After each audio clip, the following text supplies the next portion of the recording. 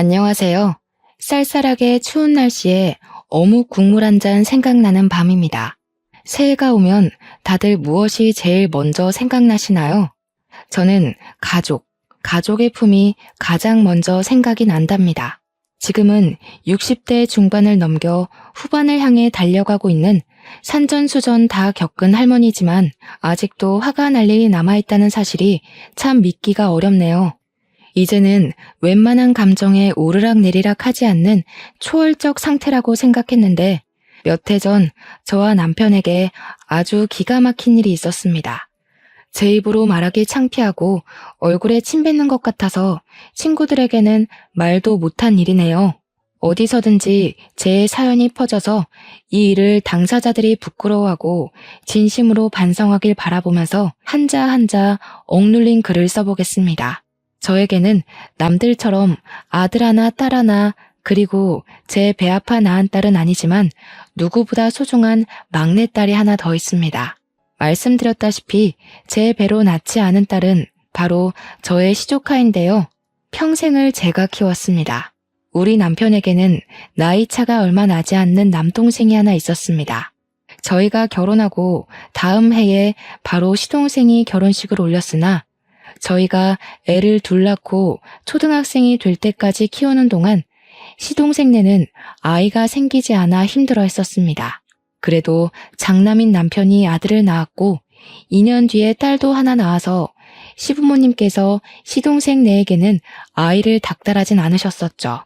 점차 커가는 우리 아이들을 보면서 동서는 각고의 노력을 했습니다. 저에게 울면서 형님, 저도 아이를 낳고 싶어요. 했던 적도 있었네요.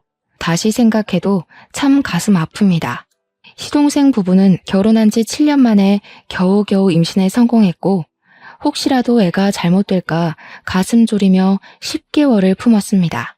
그리고 아이를 낳은 지 겨우 100일이 지났을 무렵 음주운전 차량과 사고가 크게 나는 바람에 시동생과 동서는 그만 세상을 떠나고 말았습니다. 저와 남편이 얼마나 장례식장에서 울었는지 모르겠어요. 허망하게 아기만 남겨두고 떠나는 그들이 눈이나 제대로 감았을까 싶었습니다.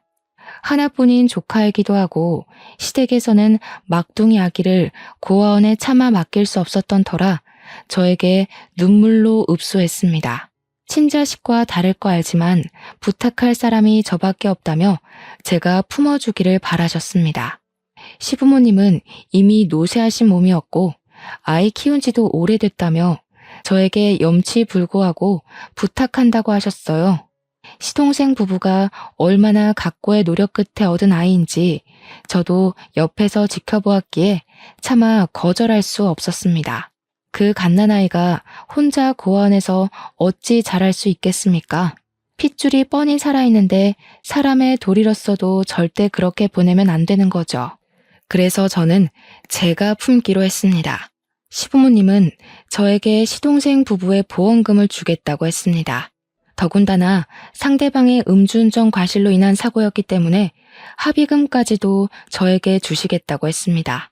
당시에는 음주운전 처벌이 지금처럼 강하지 않았던 시기였기에 애매한 집행유예보다는 합의금이라도 든든하게 챙기는 게 낫다는 이야기까지 있었죠. 이것저것 계산을 해보니 조카의 몫으로 떨어지는 보험금이며 합의금이 어마어마하긴 하더라고요. 물론 돈 때문에 아이를 맡겠다고 한 것은 아니었지만 상황이 조금 그랬습니다. 하필이면 IMF가 지나간 자리에 타격이 컸고 남편의 사업이 몇 년째 매우 힘든 상태였었습니다. 우리 아이들 먹일 반찬을 준비하는 게 여의치 않을 정도로 힘든 살림을 꾸리고 있었기 때문에 저는 더더욱 그 돈이 필요하기도 했어요. 세간 살림 벅찬 와중에 남편도 저에게 은근히 모든 걸 다 받고 아이도 받아주기를 원했고요.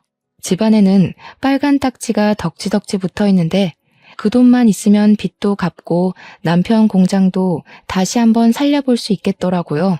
그 당시에 우리 아들하고 딸이 10살, 8살이었습니다.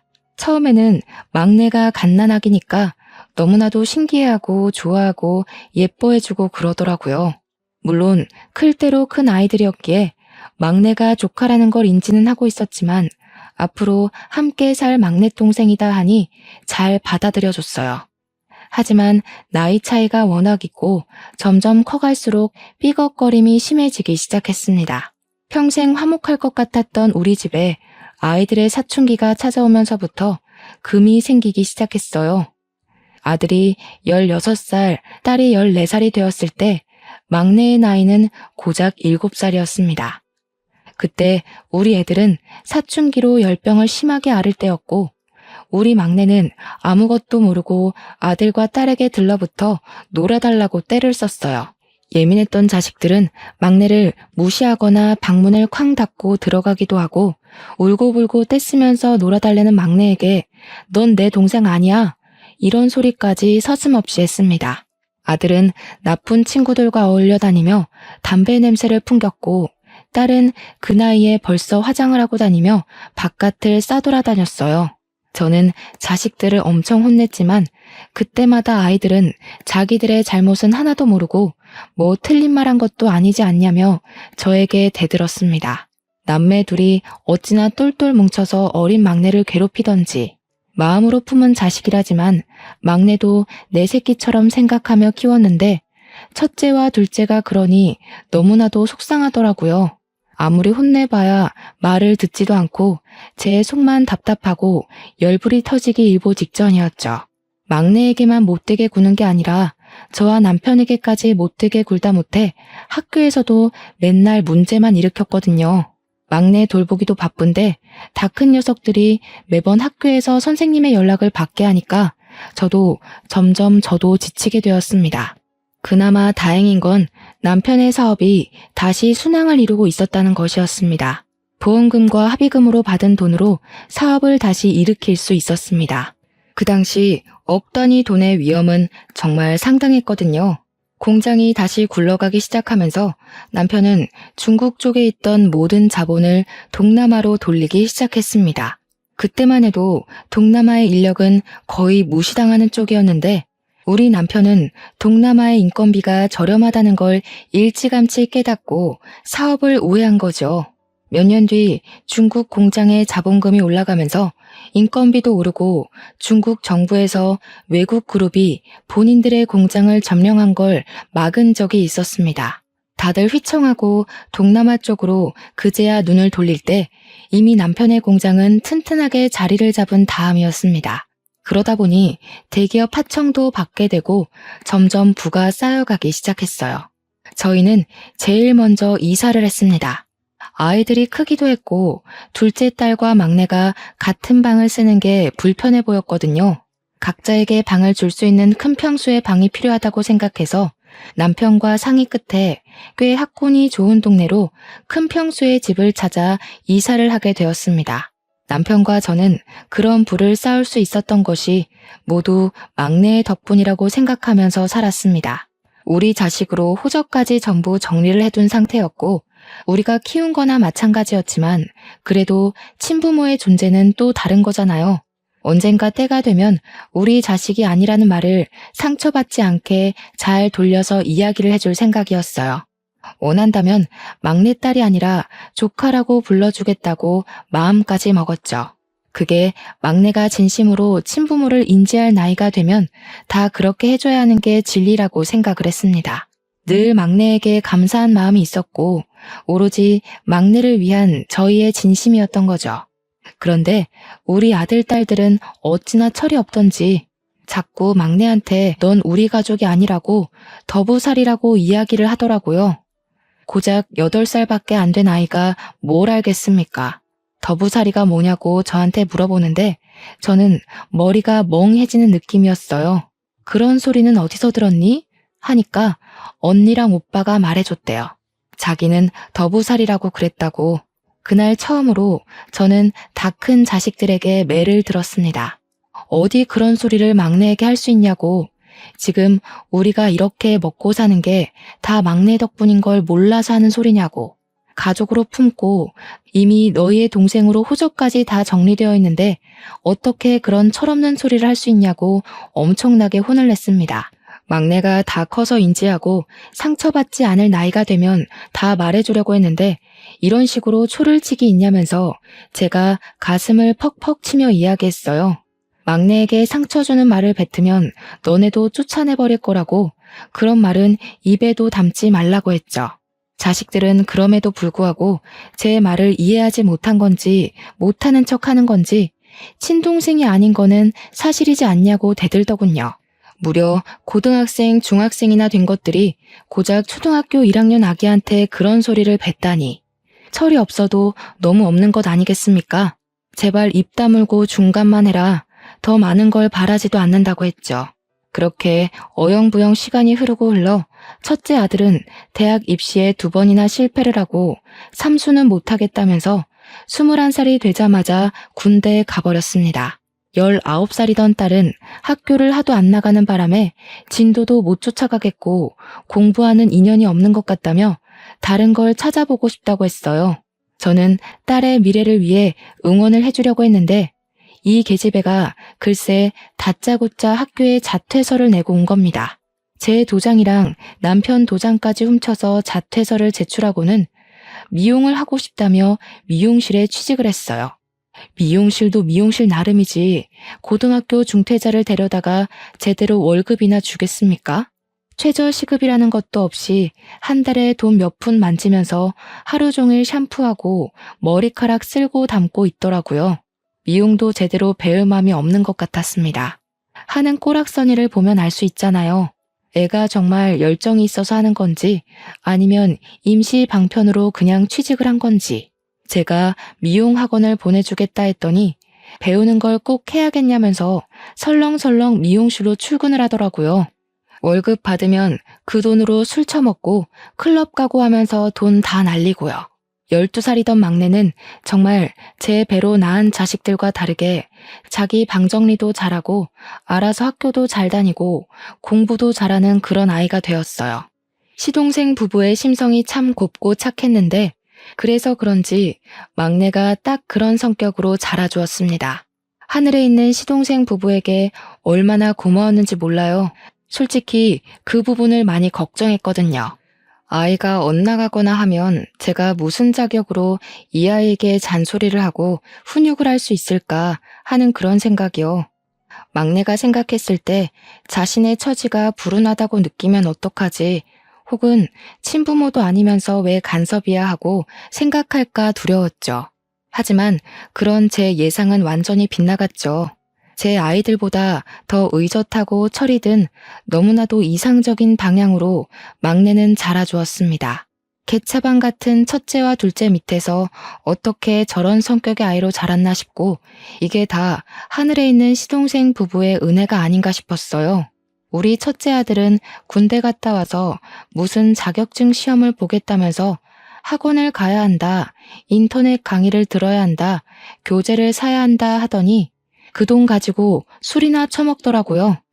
허구한 날 술에 절어서 들어와서는 다음날 속 뒤집어졌다고 남편도 안 찾는 콩나물국을 찾고 앉아있고 하루는 학원비가 모자라대서 돈을 주니 그걸로 게임 머니를 샀더라고요. 휴대폰 소액 결제는 항상 가득 채워서 게임 머니 결제를 하고 정말 제 속이 터져나가는 줄 알았습니다. 22살 먹은 우리 딸은 미용실도 결국 때려치우고 편의점에서 아르바이트를 한다는데 버는 돈은 다 어디 갔는지 맨날 돈 없다고 징징거리고 저한테 용돈 받아가 남편한테 용돈 받아가 정말 자식들이라는 게 하나같이 어쩜 저럴 수 있을까요?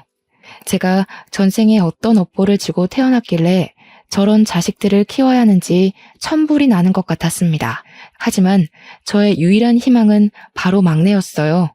중학생이 된 우리 막내가 첫 중간고사를 봤는데 무려 전교에서 7등이라는 등수를 하고 온 거예요. 행운의 7, 숫자도 너무 좋지 않나요? 학원도 한번 다닌 적 없었던 우리 막내가 교과서만 보고 공부를 했다는데 성적이 너무 좋은 거죠. 남편과 저는 막내의 성적표를 받고는 우리 집안에도 드디어 영재가 나온 게 틀림없다면서 엄청나게 좋아했어요. 막내는 그런 걸 무척 부끄러워했지만 그래도 내심 칭찬받는 게 좋은지 앞으로 더 열심히 해서 전교 1등을 하겠다고 했어요. 저는 정말 우리 막내가 너무나도 자랑스러워서 견딜 수가 없었습니다. 바로 막내와 남편과 머리를 맞대고 상의해서 종합학원을 보내주기로 했어요. 우리가 시동생 부부를 대신해서 서포트를 해줘야 한다고 생각했기에 학군이 좋은 동네라는 장점을 살려서 학원을 열심히 알아보고 제일 좋다는 학원으로 보내주었습니다. 그래서 우리 막내는 종합학원을 다니기 시작했어요. 돈 쓰는 보람이 있게도 우리 막내는 공부를 정말 쉬지 않고 했습니다. 오죽하면 제가 걱정이 되어서 막내 보고 쉬엄쉬엄 공부하라고 벌써부터 지치게 되면 고등학교 3학년까지 힘들 수 있다고 말릴 정도였습니다. 학교를 마치고 학원에 가면 오후 시간인데 거기서 또 밤 10시까지 공부를 하고 집에 돌아와서 씻고 11시부터 또 공부를 하는 거예요. 제발 밤에는 잠을 자라고 화를 내도 공부가 너무 재밌어서 자꾸 책을 보고 싶다지 뭡니까? 그게 또 제 아들, 딸이랑 너무 비교가 되는 거예요. 고작 중학생인 막내는 저렇게 본인 미래를 위해 열심히 하는데 성인이 된 아들, 딸은 게임에 술에 빠져서 정신 못 차리고 있었으니까요. 자격증을 따겠다고 매달 학원비, 교재비 달라던 아들은 누구보다 술을 잘 먹게 됐다면서 동네에서 자기를 술로 이길 사람 없다고 자랑이랍시고 이야기하고, 딸은 편의점 알바도 3개월 만에 잘려서 클럽 간다고 화장이나 떡칠하고 있고, 제가 참 자식 농사를 잘못 지었다는 생각밖에 들지 않더라고요. 그 와중에도 웃긴 게 뭔지 아십니까? 제가 우리 막내 하면서 최대한 서포트 해주려고 애쓰고 끼고 돌았거든요. 우리 남편도 막내 일이라면 그게 뭐가 됐든 발벗고 나서서 도와주고 싶어 했고요. 그걸 보고 14살짜리 애를 상대로 20대인 아들, 딸들이 질투를 하고 앉아있는 겁니다. 애가 공부를 늦게까지 하다가 밤 10시가 다 되어 집에 돌아왔는데 아들이랑 딸이 둘 다 술을 처먹고 와서는 집에서 고성방가를 지르고 떠들고 난리도 아닌 거예요. 제가 보다 너무 한심하고 짜증이 나서 우리 막내 공부해야 되니까 조용히 하라고 했어요. 그 시간에 돌아와서 간단하게 간식 먹고 새벽까지 공부를 하는 걸 잘 알고 있었으니까요. 그랬더니 자식놈들이라는 게 짜증 좀 냈다고 둘 다 눈에 불을 켜고 엄마 하고 냅다 소리를 지르는 게 아니겠어요? 할 말 있으면 해봐라. 너네 공부할 때도 공부도 못하면서 신경질 부릴 때 누가 건드린 적 있냐고 조용히 하라 했죠. 그러니까 아들이 엄마 진짜 자식들이 누군데 너무한다 이러는 게 아니겠어요? 우리 막내도 엄마 하고 부르는 소리에 놀라서 나오고 남편도 방문 열고 쳐다보고 있었는데 아들이랑 딸이 술에 취해서 할 말 못할 말 구별 못하고 막 뱉는 겁니다. 우리가 친자식이지 누가 보면 막내가 친자식인 줄 알겠어. 주워온 게 누군데 우리한테 그래? 이러면서 막내는 우리 가족이라고 하긴 애매하지 하면서 둘이 난리가 난 거예요. 제가 너무 당황해서 조용히 하라고 소리를 막 질렀죠. 그랬더니 아들이 피식피식 웃으면서 놀래서 눈 동그래진 막내한테 맞잖아. 아무리 싸고 돌아도 엄마 배로 낳은 자식 아니잖아. 이러는 거죠. 막내한테 대놓고 딸은 우리 엄마 아빠한테 평생 감사하고 살라고 고아원 갈 뻔한 거 걷어준 거야. 알아서 잘하라고 하는 거예요. 저는 정말 하늘이 무너지는 기분이었습니다. 우리 막내가 먼저 물어보거나 혹은 막내가 모든 걸 다 이해할 수 있는 시기가 되면 이야기해 주려고 했던 건데 이제 막 사춘기가 올 아이한테 그런 소리를 하니까 제 가슴이 다 쓰라린 기분이었어요. 근데 그때 가만히 듣고 있던 남편이 고개 숙이고 아무 말 못하고 옴짝달짝 못하는 막내가 가슴 아팠는지 애들에게 큰 소리를 냈습니다. 너네 지금 뭐더라는 거야? 하면서 남편이 일부러 쿵쾅거리면서 나오니까 그래도 지 아비는 무서워하는 애들이 우물쭈물 하더라고요. 다 큰 자식들이 저렇게 생각이 없어서 되겠어? 너네가 아주 등 따뜻하고 배부르고 부족함 없이 사니까 그딴 소리를 하지. 너네 아주 꼴도 보기 싫다. 당장 나가서 너희들끼리 살아봐. 남편이 강경하게 나오니까 애들도 꿀먹은 벙어리 되고 막내만 어쩔 줄 몰라 하는데 제가 막내 옆으로 가서 손을 꼭 잡아주었어요. 제가 막내 편을 들듯이 행동하니까 딸이 또 선을 넘더라고요.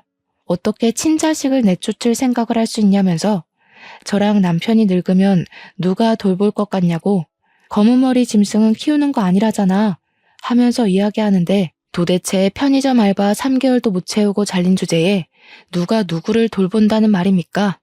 제가 진짜 어이가 없어서 헛웃음을 픽 하고 흘렸어요. 제 딸이지만 정말 말도 얄밉게 하고 우리 막내 가슴을 후벼 파지 못해서 안달난 사람처럼 굴더라고요. 그러더니 아들이 그러더라고요. 막내를 가리키면서 어차피 막내는 친자식 아니라서 유산 상속도 못 받는 거 아니냐고요. 상속도 못 받을 건데 제가 잘 된다고 저랑 남편을 책임지고 살겠냐고 친자식부터 챙기라고 그 말하는데 남편 얼굴이 정말 새빨갛게 달아올랐어요. 화가 머리 끝까지 났다는 표식이었습니다. 그래, 너네 이제 성인이니까 너네도 스스로 벌어서 스스로 살아라. 언제까지 우리가 너네 책임지고 데리고 살 수는 없지 않겠냐. 우리 집이 지금까지 먹고 살 수 있었던 기반이 되어준 것도 다 막내 덕분이다. 내가 할머니한테 다 들었어. 돈 때문에 막내 맡은 거라며. 제가 막내가 오해할까 싶어서 바로 아니라고 정정을 했어요. 돈 때문에 막내를 맡는다는 게 말이 되냐? 애 하나 키우는 게 고작 돈이면 다 되는 줄 아냐고. 얘가 얼마나 귀한 딸인 줄 아냐고 했어요. 그러니 딸이 자기는 귀한 딸이 아니라서 아무것도 안 해주냐고 하는데 도대체 제가 뭘 안 해줬다는 건지 어이가 없더라고요. 그래서 딸한테 그랬죠. 너 하고 싶다는 거 한 번도 안 시켜준 거 없다. 미용실에서 일할 때도 미용학원 다니라고 몇 번을 이야기하지 않았냐고. 그랬더니 미용은 자기가 하고 싶었던 게 아니래요. 저는 막내를 끌어안고 이야기했습니다. 시동생 부부가 얼마나 귀하게 얻은 딸인데 우리가 내칠 수 있냐고. 우리 핏줄인데 고아원에 버리는 게 말이 되냐고. 그 말을 하는데 제 눈에 정말 눈물이 차오르더라고요. 물론 막내 덕분에 시동생의 보험금 덕에 우리 집 공장이 일어선 건 부정하지 않겠다고 하지만 보이는 게 전부가 아니라고 했습니다. 막내는 모든 걸 한꺼번에 알게 된 충격에 울고 있었어요. 닭똥 같은 눈물이 뚝뚝 떨어지는데 정말 제 가슴이 찢겨나가는 기분이었습니다. 그걸 보는 남편도 똑같은 마음이었는지 자식들에게 정말 엄청나게 화를 냈습니다. 도대체 너희들이 여태 살면서 뭐 하나 똑바로 해본 게 있냐면서 아무것도 해낸 게 없는 주제에 뚫린 입이라고 짓거리면 단줄하냐고. 제가 하고 싶은 이야기들을 쏙쏙 골라서 하고 있더라고요. 그러더니 남편이 큰 결심을 내리고야 말았습니다. 너네 당장 짐 싸서 나갈 준비하라면서 고시원에서 살든 달방을 얻든 너네 힘으로 알아서 살아보라고 했어요. 그 나이 먹도록 대학도 못 가 공부를 하는 것도 아니야. 취업도 안 해. 언제까지 그렇게 할 줄 아는 거 없이 살 거냐고 바보 천치라고 했죠. 그러니 큰아들이 자기는 공장 물려받으면 되지 않냐고 하고 딸은 엄마 아빠가 유산 남겨줄 건데 뭐가 문제네요. 저와 남편은 정말 머리를 얻어맞은 듯한 충격이 들었습니다. 아무리 화려한 학창 시절을 보냈다고 해도 저렇게 당당하게 유산 타령을 할 거라고는 생각도 못했어요. 아직 50대 초반인 부모한테 유산을 운운하다니요. 저희한테 돈을 맡겨놓은 것도 아니고 뭐 하나 자리를 잡은 것도 아니면서요. 남편이 꼴도 보기 싫다고 나가라고 하고 막내는 저에게 방에 들어가 보겠다고 하고는 방으로 들어가더라고요. 저는 이대로 보내면 안 되겠다는 생각이 들어 방으로 따라 들어갔습니다. 막내에게 진심을 다해 이야기를 했어요. 한꺼번에 많은 이야기를 들어서 충격을 받았을 거 안다고. 나중에 전부 다 이해할 수 있는 나이가 되면 이야기해 주려고 했다고. 이렇게 친부모의 존재를 알려주게 되어서 미안하다고. 사춘기로 예민할 텐데 마음 쓰일 거 다 안다고 토닥토닥 해주었죠. 그랬더니 막내가 자기가 저와 남편의 친자식이 아닌 건 이미 알고 있었대요. 아들이랑 딸이 맨날 그 이야기를 몰래 꺼냈고 어느 날부터 자기가 이 가족의 진짜 구성원이 아니구나 하는 걸 느꼈대요. 그래서 저한테 더 잘하고 싶었다고 오히려 저한테 죄송하다고 말하면서 오는데 정말 이날은 어떤 말로도 제 감정을 표현할 수 없어요. 비록 내 배로 낳은 건 아니지만 막내는 내 딸이 맞는다고 절대로 사이 틀어지지 말자고 약속까지 꼭 걸었습니다. 막내가 저한테 울면서 정말 보험금 때문에 저 키우신 거 아니죠? 하는데 저도 엉엉 울었어요. 절대 아니라고 너를 받아들이기로 한 순간부터 너는 내 딸이었다고 했습니다. 안 그랬으면 호적 정리도 안 했을 거라고 내 딸이니까 입양까지 한 거라고 이야기했어요. 물론 그 돈을 그때는 필요해서 썼다고 하지만 그 보험금만큼 우리가 벌어서 채워놨다고 너 성인 되면 줄 거라고 이야기를 했어요. 화들짝 놀라면서 아니라고 하는데 제가 그 돈 안 챙겨주면 나중에 시동생 부부를 무슨 면목으로 하늘에서 만나겠나요? 막내도 어느 정도 오해가 풀렸는지 공부를 더 하다가 자겠다고 하길래 방에서 나왔습니다. 아들이랑 딸은 방으로 들어가 숨은 건지 뭔지 보이지도 않고 남편만 거실에서 씩씩거리고 있었습니다.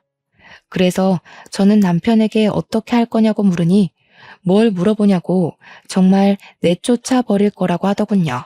고생도 해보고 정신을 차릴 거 아니냐면서 한 달 안에 취업해서 나가라고 저한테 신신당부하라고 전하더군요. 기숙공장에 들어가던 아니면 정말 모텔이라도 잡아서 나가던 이 집 밖으로 내쫓을 거라고요. 저는 남편 말에 솔직히 동의를 했어요. 우리 자식이라고 하지만 언제까지 망나니 짓 하는 걸 두고만 볼 순 없으니까요. 그래서 다음날 남편이 출근하고 슬그머니 밥 달라며 눈치 보면서 나오는 아들, 딸에게 이야기를 했습니다.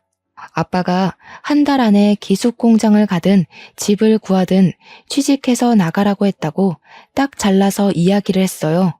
그러니 애들이 놀라면서 어떻게 나가서 살 수 있겠냐고 엄마가 좀 말려줘 하면서 생떼를 피우는데 저도 딱 잘라 말했습니다. 입 조심하고 행동 조심 안 한 건 너희들인데 왜 나한테 그런 걸 바라냐고요. 제가 냉정하게 이야기하니 애들도 꿀먹은 벙어리가 되더라고요. 나가서 고생하면서 살아보라고 한 달 안에 취직하는 게 너희한텐 좋을 거라고 하고 밥도 그냥 김치랑 동치미만 줬어요. 반찬 투정도 못하고 우물쭈물하면서 대답도 제대로 못하더라고요. 그렇게 살얼음판 같은 2주가 지나고 딸은 무슨 빵 공장에 취직을 했다고 하고 아들은 콜센터에 취직했다고 하더라고요. 둘 다 죽겠다 죽겠다 하면서 은근슬쩍 눈치 보고 넘어가길 바라는 것 같았지만 남편은 칼같이 굴었습니다. 이제 너네도 부모의 그늘에서 벗어나서 살아보라고 하면서 월세 얻을 보증금 정도는 보내주겠다고 했어요. 정말 딱 500만 원씩 보내주고는 나가서 집부터 알아보라고 했습니다. 아들이랑 딸은 울며 겨자 먹기로 나가서 발품 팔아 원룸을 알아보더라고요. 저희 남편이 한다면 또 하는 사람이거든요. 그러니 사업가로서도 성공할 수 있었던 거고요. 물론 아들하고 딸한테만 돈을 주는 것도 형평성에 어긋난다고 생각했는지 막내한테도 용돈으로 쓰던지 알아서 하라며 500만 원을 보내주었어요. 막내는 이렇게 큰 돈은 필요 없다고 했지만 나중에 대학 가서 자취하거나 등록금 내는데 보태던가 요긴하게 쓰라고 주었습니다. 아들이랑 딸이 이사하는 날에도 남편은 코빼기도 비치지 않았어요. 저도 일부러 이사갈 집에 가보지도 않았고요. 이삿날까지 정말 나가야 되냐며 징징거리던 애들은 제가 빨리 짐 빼라고 하니까 결국 이사를 갔습니다. 그렇게 막내랑 남편 저까지 셋이 사는 집은 조용하고 평화로웠어요. 딱 3개월 지나고 집에 경찰이 찾아오기 전까지는 말이죠. 무슨 일로 찾아오신 거냐고 물어보니까 우리 첫째 아들 이름을 대더라고요. 우리 아들인데요. 하니까 글쎄 아들이 사기를 쳤는데 집 주소가 여기로 되어 있어서 찾아왔대요. 전입신고도 안 하고 살고 있었나 봐요. 저는 사기라는 말에 놀라서 무슨 일이냐고 물어보니까 우리 아들이 소액 사기를 쳤다는 겁니다. 중고나라 같은 데에 가짜 물건을 올려 파는 그런 걸 했다는 게 아니겠어요.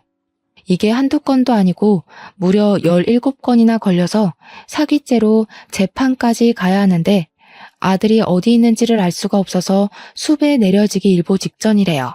저는 아들 원룸 주소를 경찰에게 알려주고 같이 찾아갔어요. 집에서 술 퍼먹고 퍼질러 자고 있더라고요. 이 시간엔 일해야 하는 거 아니냐고 하니까 취직한 곳도 2달 만에 그만뒀대요. 경찰서까지 끌려가는데도 술이 덜 깼는지 무슨 상황인지 제대로 인지도 못하더라고요. 경찰서 가서 취조하니까 그제야 울고불고 잘못했다고 비는데 25살이나 먹고 제가 진짜 쪽팔려서 얼굴을 들 수가 없었습니다. 경찰 측에서도 소송 건 사람들이 합의 의사를 밝혔다고 전과자 만들기 싫으면 합의하는 게 좋을 것 같다고 하더군요. 회사를 그만두고 월세 낼 날은 다가오는데 돈은 없고 그래서 사기를 쳤다고 하더라고요. 남편이랑 저는 어쩔 수 없이 합의를 해주었습니다. 정신 똑바로 차리고 살았으면 해서 내보냈더니 더 큰 사고를 치고 올 줄 알았겠어요. 첫째 아들이 그러더라고요. 앞으로 막내한테 허튼 소리 안 하고 괴롭히지도 않을 테니까 집에 들어와 살게 해달라고요. 남편이 그건 절대로 안 된다고 못을 땅땅 박더니 남편 공장에 출근해서 일을 하라고 하더군요. 사기죄로 고소를 한번 당했던 아들은 정신 차리고 남편 공장에 취직해서 출근을 하기 시작했어요. 속절없이 시간이 더 흐르고 우리 막내가 16살이 되었는데 학원을 다닌 뒤로 성적이 더 많이 올랐어요. 전교 1, 2등을 하는 막내의 진로 상담을 위해 학부모 상담에 가게 되었는데 특목고에 보내는 게 어떻겠냐고 하시더라고요. 과학고등학교를 생각하고 있었다는 막내의 말에 저희 부부는 전적으로 지원을 해주기로 했습니다. 성적 관리도 잘 된 편이고 경시대회 수상 이력도 있어서 지원해도 좋을 것 같다는 말에 냉큼 결정을 했어요. 막내의 성적이 좋다고 하니까 남편이랑 저랑은 신나서 동네방네 자랑을 하고 다녔죠. 그런데 또 한 번 사건이 일어나게 되었습니다. 바로 빵 공장에 다니고 있던 딸에게 연락이 왔는데 할 말이 있다면서 집으로 찾아오고 싶다고 하더라고요. 무슨 일 때문에 그런가 했더니 글쎄 딸이 웬 남자랑 같이 집에 들어서는 게 아니겠어요? 딸이 온다고 해서 아들도 부르고 막내도 오래간만에 학원 쉬고 집에서 기다렸는데 딸이 배가 불러서 나타난 거죠. 딸이 당당하게 결혼하겠다고 애아빠라면서 남자를 소개해주는데 누가 봐도 정말 사기꾼처럼 생긴 놈이었어요. 얼굴에 버터 바른 것처럼 생겨서 왜 이 사람 저 사람 다 꼬드기게 생긴 그런 사람 말이에요.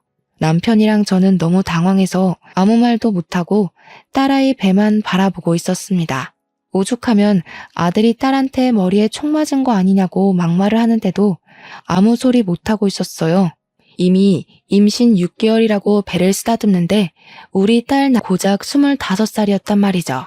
혼인신고도 이미 했고 혼수만하게 돈을 보태달라고 찾아온 거였더라고요. 알고 보니 빵 같은 공장에 다니고 있었던 남자였고 살림 차린 지도 1년이 넘었다고 했어요.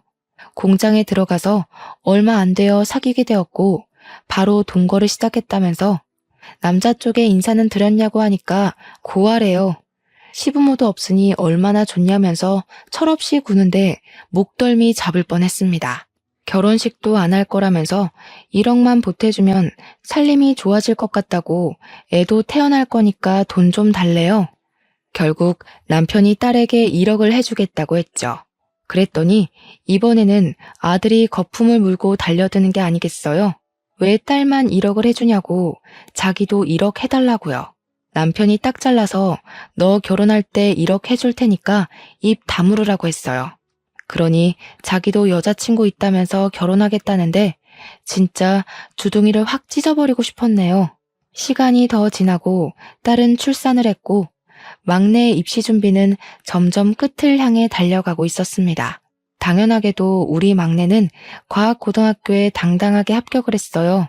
집 근처에 있는 학교라서 기숙사에 들어갈 필요도 없었고 정말 너무 행복했습니다. 저는 딸의 몸조리를 도와주면서 지냈고 시간이 흘러 막내는 3년간 좋은 성적을 유지해 국내에 있는 제일 좋은 대학에 떡하니 수시 합격을 했어요. 우리 막내가 대학생이 되었을 때 아들도 결혼을 했고 약속했던 대로 1억을 지원해 주었습니다. 그렇게 별탈 없이 몇 년이 더 흐르고 아들도 애를 하나 낳았고 딸은 이후에 하나 더 낳아서 둘을 키우며 살고 있었습니다. 막내는 대학 졸업반이 되었고요.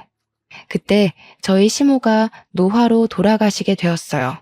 병도 없이 무탈하게 눈을 감으셔서 남편과 저는 호상이라고 생각했죠. 당연히 자식들 모두 빈소를 지키고 있었는데 둘째 날 저녁에 막내가 저한테 슬쩍 오더니 할 말이 있다는 겁니다. 뭐냐고 물어보니 아들이랑 딸이 부조금 넣는 함에 손을 넣어서 돈 봉투를 빼는 걸 봤대요. 에이 설마 하면서도 제 자식들이 그동안 해온 게 있으니까 제가 차마 믿지를 못하겠더라고요. 그래서 그날 밤에 남편이랑 같이 돈 봉투랑 방명록을 확인하기 시작했어요. 정말 말도 안 되게도 돈이 비더라고요. 한두 푼도 아니고 꽤 많은 봉투가 사라진 겁니다. 아들, 딸 불러다가 추궁했더니 막내가 진짜 도움이 안 된다면서 그걸 그 사이에 가서 일렀냐고 성질을 팍 부리는데 기가 막혔습니다. 아들이 당당하게 우리가 돈이 좀 없어서 썼어요. 어차피 할머니 죽은 마당에 이거 다 우리 거잖아 하는데 남편이 아들 뺨을 짝소리 나게 때렸습니다. 네가 사람이냐면서 소리를 치는데 아들은 자기가 맞은 것만 억울해하고 뭐가 잘못된 건지를 모르더라고요. 꼴도 보기 싫으니까 꺼지라고 하니까 아들이랑 딸이랑 주섬주섬 짐 챙겨서 나가더라고요. 결국 막내만 저희 부부와 같이 시모에 가시는 길 끝까지 함께 지켜보았습니다. 발인 때도 이 핑계 저 핑계 대면서 아들이랑 딸은 나타나지 않았어요. 남편은 참 많은 생각이 드는 것 같아 보였지만 저는 아무 말도 보태지 않았습니다. 자기들도 부끄러우니까 차마 못 나타난 거겠지 하면서도 어쩜 네 배로 낳은 자식들이 저 모양일까 싶었죠. 남편도 저한테 우리 그냥 아들이랑 딸 없는 셈 치고 살자고 하는데 저는 그냥 끄덕였어요.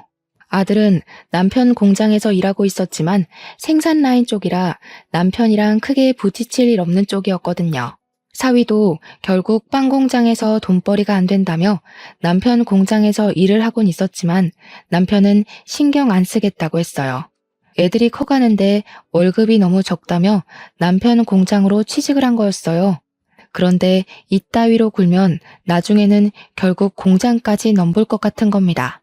그래서 남편과 저는 미리 약속을 했어요.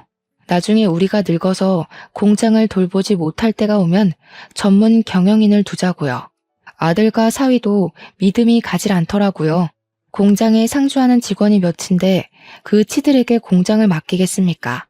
시간이 흐르고 흘러 저희 나이가 65살이 되었습니다. 그때쯤 우리 막내가 박박 우겨서 남편과 저는 머리부터 발끝까지 건강검진을 받기로 했어요. 나이가 들면 어딘가 고장나기 마련이라고 더 늦어서 하면 큰 병으로 갈 수 있으니 지금 빨리 하자고 난리를 쳐서 검사를 받았는데 글쎄 우리 남편 머리에 혹이 하나 있다고 하는 겁니다. 머리뼈 가운데에 있는데 위치가 좋지 않아서 조직 검사를 해보는 게 좋겠다고 했어요. 우리 부부는 너무 놀라서 말이 나오지가 않았죠. 뇌암일 수도 있다고 하는데 누가 겁을 먹지 않을 수 있겠습니까? 그래서 일단 조직검사 결과가 나와봐야 알 수 있지만 수술 방법도 알아보고 했어요. 위치도 크기도 별로 좋진 않지만 악성이 아닐 경우에는 약만 먹어도 크기가 줄어들 거라고 했습니다. 막내가 결과가 어떠냐고 물어보길래 아들, 딸, 며느리, 사위, 손주들까지 싹 불러서 밥이나 함께 하자고 운을 뗐습니다. 북적북적하게 모인 자리에서 넌지시 이야기를 꺼냈어요. 결과가 정확하게 나오지 않았다는 말은 생략하고 머리에 암 같은 게 보인단다 하고 운을 뗐더니 아들이 놀래더군요. 근데 하는 말이 가관이었습니다. 그러면 공장은 이제 내가 물려받는 건가? 저와 남편은 아들을 바라보고 아무 말도 못하고 있었죠. 뇌암일 수도 있다는 부모 앞에서 공장 타령을 할 때입니까? 그런데 진짜 기가 막힌 일은 딸과 아들이 싸우기 시작하면서부터였습니다. 공장을 왜 오빠가 물려받아? 오빠는 생산 라인 쪽이고 우리 남편이 사무직인데. 당연히 더 똑똑한 일을 하는 우리 남편이 물려받아야 공장이 돌아가지 않겠어? 저는 이게 다 무슨 소린가 싶어서 아들이랑 딸한테 제대로 이야기를 해주려고 했는데 남편이 제 손을 딱 잡고 말리더군요. 무슨 말을 하는지 일단 드러나 보자고 하는데 진짜 황당했습니다. 형님보다야 제가 운영은 더 잘하지 않겠습니까? 제가 사업 수완도 좋고요. 어머? 우리 남편이 장남인데 당연히 남편이 받아야죠. 어디 위아래도 없이 따지고 들어? 딸은 출가 외인인 거 몰라? 당연히 내가 맡아서 해야지. 아버지, 제가 공장 받으면 아버지 병원비 정도는 제가 책임질게요. 그래. 그럼 오빠가 공장 받는다고 치고 나는 뭐 줄 건데? 우리 이러지 말고 이참에 유산 정리부터 똑바로 하는 게 어때요? 막내 너는 우리 집 핏줄 아니니까 탐낼 생각하지 말고. 그래, 맞지. 친자식도 아닌데 숟가락 얹을 건 아니지?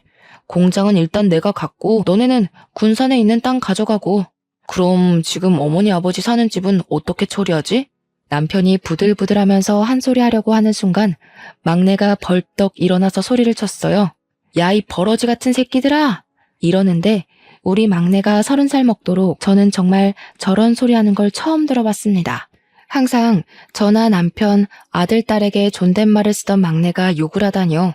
검은 머리 짐승 운운할 때는 언제고. 누가 지금 짐승짓 하는지 잘 생각해봐. 어떻게 아버지 아프시다는데 그런 소리를 할 수 있어?